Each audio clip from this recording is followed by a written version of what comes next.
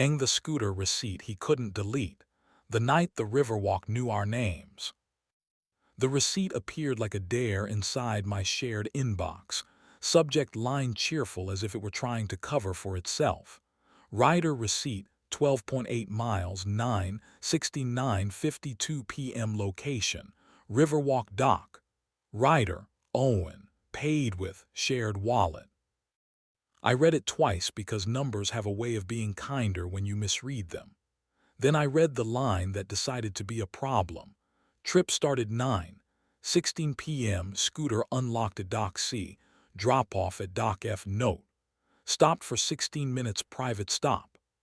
Below that a tiny map folded open like a hand I hadn't asked to be held, and on that map a blue pin rested 2 clicks from the bench where our apartment's kitchen light hits the river like a promise. Owen had mussed his hair at 8, the jacket he thinks is boyish instead of expensive, kissed me at the door with careful teeth and the breeze of someone rehearsed, and said the exact thing he always says when he disappears into the warm part of his own evening. Wrap toast.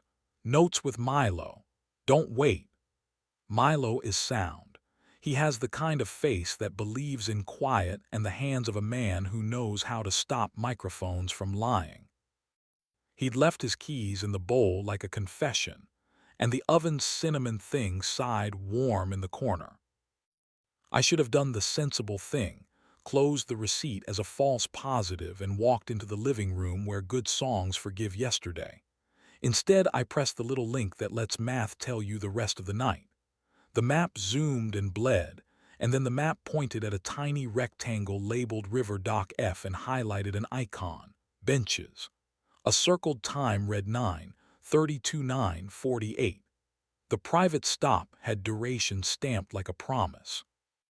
I put on my jacket because people who decide to be ghosts should at least dress the part. The elevator has been kind to me since we moved here.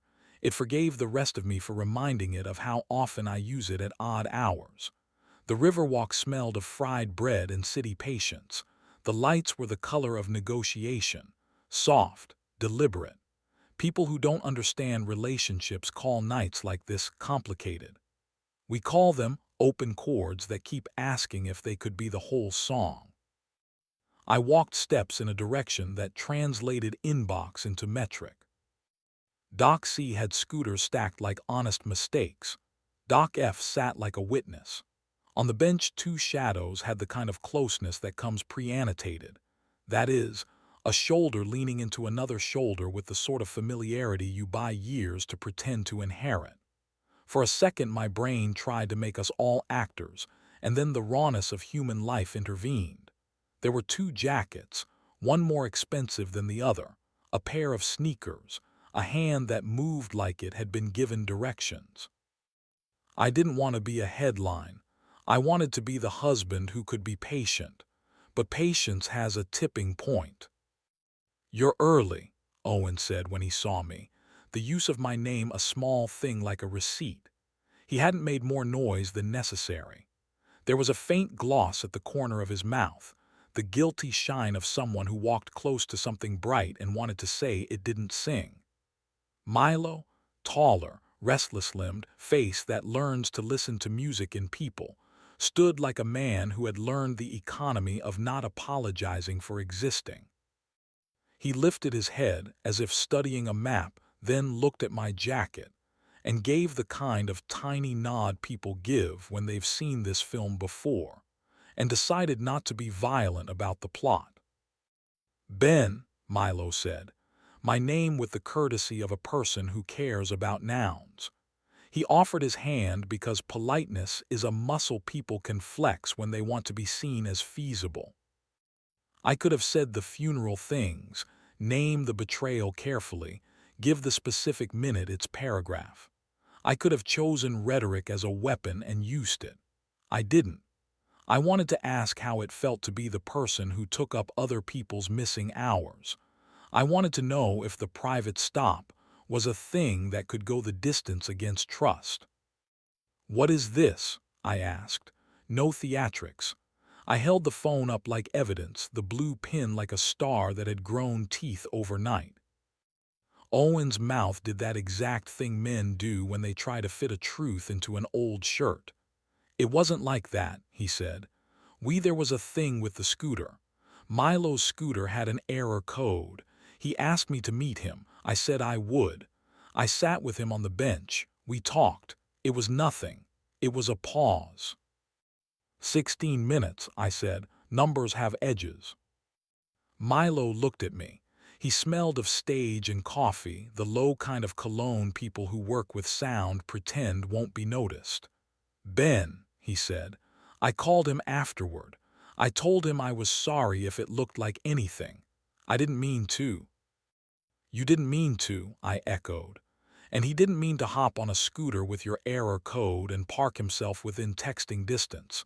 There is an app sending me time-stamped tenderness." My voice didn't go hard. I didn't want it to. Anger is a tool. I didn't want to break anything I needed to salvage. Owen's hands fluttered as if he could catch the way we were being parallel lines. It was late. We were both tired. The talk just Milo is kind. He listens to things where they live. I told him about the set and he told me about a mix he couldn't get right. We sat on the bench. I kissed him. I thought I wanted it because it wasn't home and so it wouldn't mean anything. It meant something anyway. The river didn't offer applause. A delivery bike's soft bell wrote punctuation for strangers. You'd think that in these moments the city might help by being metaphysical, but the river is a cold-blooded accountant who adds things up without sentiment. I wanted to be the man who reconciles. I wanted badly to be the sort of person who understands that people are messy and that love isn't a monochrome. But there was a truth that behaved like a toothache. Betrayal begins small, an elevator, a scooter, a bench, and creeps like a rumor until your life is footnotes. "Did you touch him?" I asked. The question sounds savage when you say it out loud because it brings bodies back to their simplest accounting. Owen's pupils dilated the way confession always does. "Yes," he said, "once, but it wasn't what I thought. It was not." He stumbled for a word, used the wrong one, circled back. "It was not the way it is with you. It was softer and that made it worse." Milo's jaw tightened. He had the look of a man who hears himself explained back and doesn't like the translator. "Maybe you too will tell me that this is an honest detour," I said. "Maybe you will say you both felt ghosts in a different accent and it didn't mean anything. But when decisions are small and frequent, they compound. You can't keep calling absences pauses and expect the world not to be short a sentence." Owen took my hand then like a man trying to anchor a boat at an uncomfortable tide. "Ben, I love you," he said, the words raw and unadorned. "I didn't plan for it. I didn't know. I thought I'd be able to hold the something away. I couldn't. I'm sorry, I'm sorry, I'm sorry." Words were cheap currency then. So were all the receipts in my pocket.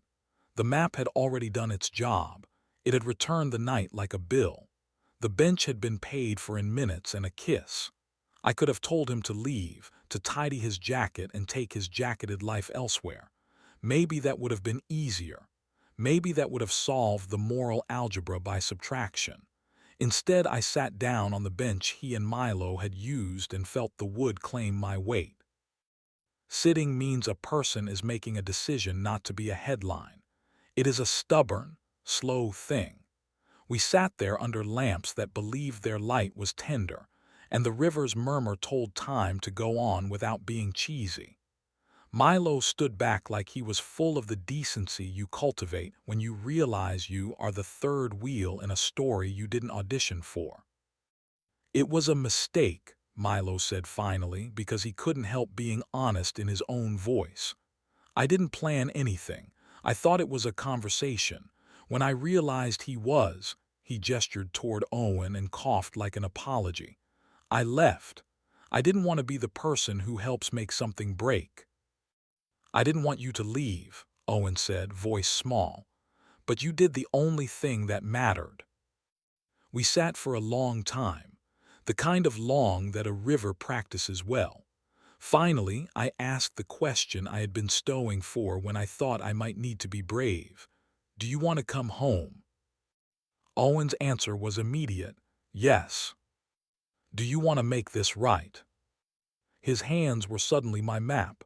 Yes. I can't promise forgiveness is a single document I can sign tonight, I said. It doesn't work like that. Honesty is a process, not a checkbox. But if your apology is sure, and if you mean to stop using other people's kindness as an excuse for being unkind to us, then come home. We'll figure out the language. But you need to understand one thing. If you keep cataloging absences like postcards, we will be a relationship made of scraps. He nodded. He stepped in, the way some men step into necessary chores, slow, respectful. He took my hand and we walked back up the path toward the building, each footfall an argument about whether we were willing to do the work that keeps a life from being reduced to receipts. Milo stayed behind at the bench long enough to see our silhouettes disappear into the yellow cone of the street lamp. He lifted his hand in a small, non-performative salute, and then walked back toward the city, which affords people a chance to be someone else when they leave one life and walk into the anonymity of the next. We didn't fix everything by morning. He made coffee like a man trying to memorize diction. He said the small truths first because small truths keep the big ones upright. I kissed him, he said. I didn't say I would stop. He then said the thing I needed to know. I will stop. I don't want the catalog. I want you. We made the sort of plans that aren't dramatic. They're laundry lists and phone batteries charged and time blocked for conversations that have to be had in daylight. The receipt was still in my inbox, like a ghost with polite punctuation. I archived it and didn't delete it. Some things you keep as study notes. The river kept on being a river. People walked dogs and jogged and pretended not to read their own prophecies. We are, I suppose, a pair of men who will now try to learn the vocabulary of repair. It will be slow, and it will be boring at times, and it might even be sacred in places it didn't know it could be. The scooter receipt taught me that nights have receipts you can't burn. But it also told me that sometimes a blue pin on a map can force the honest conversation we were too polite to start. When he kisses me now, there is a difference. It is the difference that comes from mouths that have been told the truth and decided, deliberately, to keep trying.